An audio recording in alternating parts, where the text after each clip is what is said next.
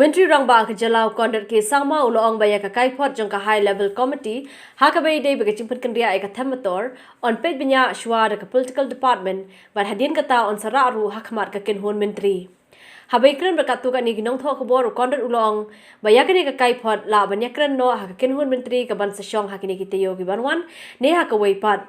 Hagiju ke por ula penpau ke jing ai kublei ke khot ke HLC hapo ke jylla moba preston tensong ki bratrei shita man penkre e ke Kaiphod haba kila pulut bon bhai ka por ban lumi ki jingtho ki jingkhen bat ki we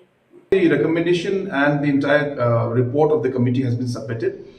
We will be going through that committee report and then we will be taking it up in the cabinet next. Only once we take it up in the cabinet will we come to a decision how to move forward. But finally the committee has done a lot of work and a lot of hard work has gone in. I must congratulate the Deputy Chief Minister and the other members of this committee who have really worked very hard and put this committee in this put this report in after a lot of long hours being put into the study and reports to be prepared. And now, as I said, the cabinet will sit, will go through the entire process of going through the suggestions and take necessary steps based on the suggestions given. Laban kro hang ni bahadien ka jiaki halor ka METOR ho banai jemang jo ka snam arja khatphra ka sarkar klathung da ka high level committee ban pelut ik jingdan kambaro na du ka jingdan briu hadu ka jingdan ki batrei bat ka sarkar hakri ka jaka basa ki nong pan khoi jong ka nong ba shalong.